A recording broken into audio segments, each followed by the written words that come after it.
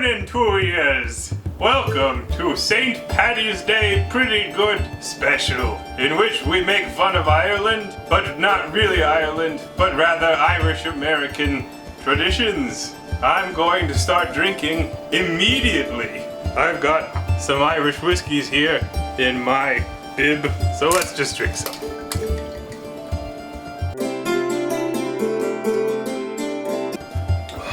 Delightful.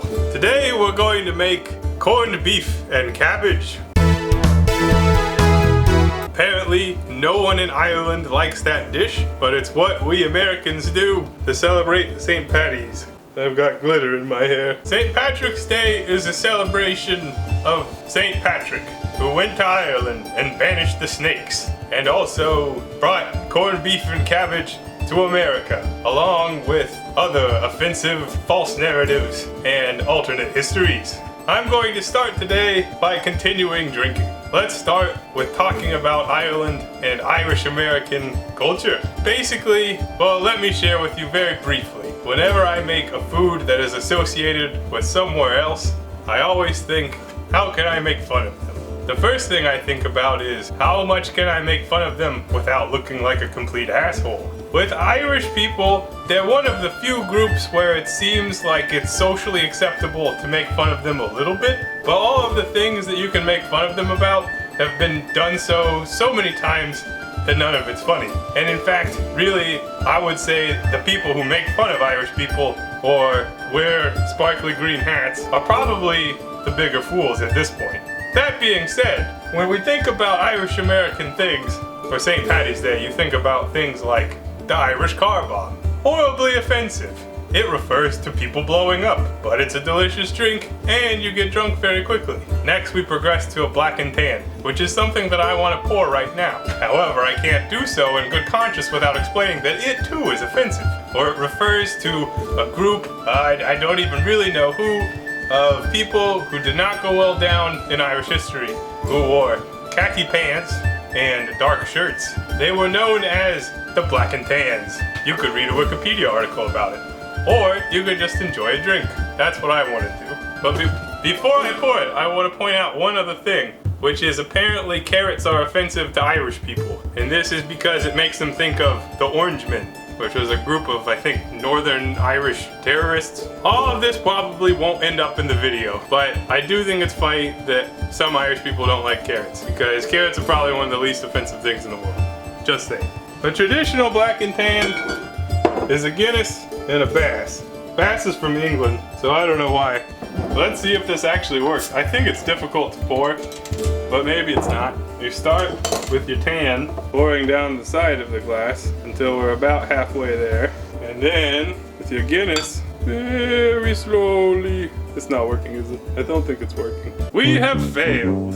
Should be enough to try again. Oh no, I'm gonna have to have one. Attempt number 2. Also, the nicer term for this is half and half, which could be confused with the dairy product.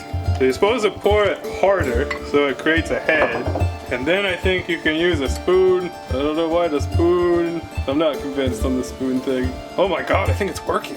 What the shit? Oh no, it's going down. Tell you to hold the spoon that way or the other way around? I don't know. This is closer though. I mean, it's like a 1 3/4. We'll try one more time. But we gotta drink these first. Alright, take number 3. Pour. So there's some head. Pour it like a Philistine. Okay, now the Guinness and the spoon. Alright, invert the spoon and pour it very slowly. I'm not convinced it's gonna work, but we'll try. It's hard to pour like this. I'm also just pouring Guinness like out of the glass. Yeah! Look at that! I give that the pretty good stamp of pretty goodness. Guaranteed. I'm gonna pound it. I have so much air in my stomach. The best thing to do after you pound a couple beers is to pick up a knife. That way people know you're serious. We're gonna start with our corned beef. I need a bucket or something. I need a bucket. Where's my goddamn bucket? I don't need a bucket, I need a bowl. Why is it sticky? I don't need a bowl, what the f? Alright, this is a pretty easy recipe. I don't think we're gonna have problems, which is why I'm looking forward to typically, when you get a corned beef, you just buy the one. It's a beef brisket. This is a brisket. That's the corn. It's been brined. That's nice. And you can trim it if you want, but I don't really see the point because you're gonna cook it so long that like little bits will float. You think we should trim it? Audience at home? Alright, I guess I won't. We sent out like a mass invite to tonight because we're gonna make a stupid amount of food. So we're actually gonna make 2 of these in the same pot. So yeah, let's just get the show on the road. Let's just break the seal here. It smells corny. Pour the blood in, who cares? I think we want the fat side out. Not that it really matters. You know that a food product is good when it smells kind of like in the raw. It smells how like it does when you cook it. So this already smells like corned beef, you know, because it is. All right, so corned beef. It's peppercorns. There's also other things in here. That's like pieces of bay leaf. It looks like there's some coriander. Could be some other stuff. Although unto itself, boiled meat does not sound too tasty. This is a tasty dish. So you put water on it. Now because corned beef has been brined, it's very salty. Some people suggest briefly boiling the brisket and then discarding the water. I'm not gonna do that because I like salty things. They say it's good for your blood pressure.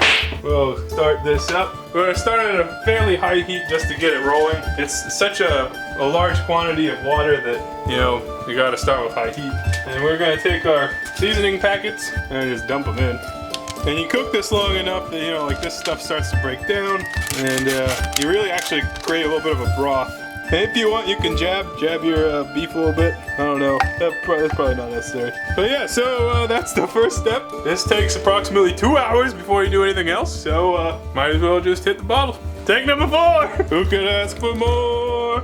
There's that Philistine pour. I'm gonna try it this way again. No, that doesn't work. I'm running out of spoons. Let's use this spoon, this cultural spoon. I'm a patient man. Yeah. It's 50% tan, 50% black, and 20% head. I don't know if I want to pound this one. I do. I'm really good at that. Alright, well, we gotta bring it to a boil, reduce it to a simmer. Some people say cover, some people say don't. I'm kind of concerned there's not enough water in here, but it could just be the beef floating. I feel like that's plenty of water. Alright, well, we'll show you what that looks like when we get to it. And see you around. Alright, we're at right simmer. Looks kind of like this. We're gonna have to turn the heat down a little bit. So we pretty much want it like this for like 2 hours. You can cover it, or you can not cover it. I think I'm gonna cover it. Seems logical. Because I don't really want to lose liquid. So, I'm gonna go do other things. I recommend looking up Tom Lehrer's Irish Ballad, a wonderful song from 1953 that is applicable to most people. Have fun with your Googling and YouTubing skills. We will be back in 2 hours or more. It's been about 45 minutes. I am concerned about the water level and want to replenish it by adding additional water. You can see that the beef is boiling and it looks weird. There's a strong allspice smell, so I think that there must be allspice in this blend. I'm gonna add just a load of water to this. I'm not gonna put the lid on, but you know, when we add the potatoes and the cabbages, carrots. Is that fogged up? Yeah. Can you see me? Okay, we're back to normal. But yeah, we're gonna have to put a bunch of things in this layer, so let's just get some more water in here. So we're gonna have to return that to the heat it was. And yeah, we'll see what happens. What an interesting dish. Hold, please.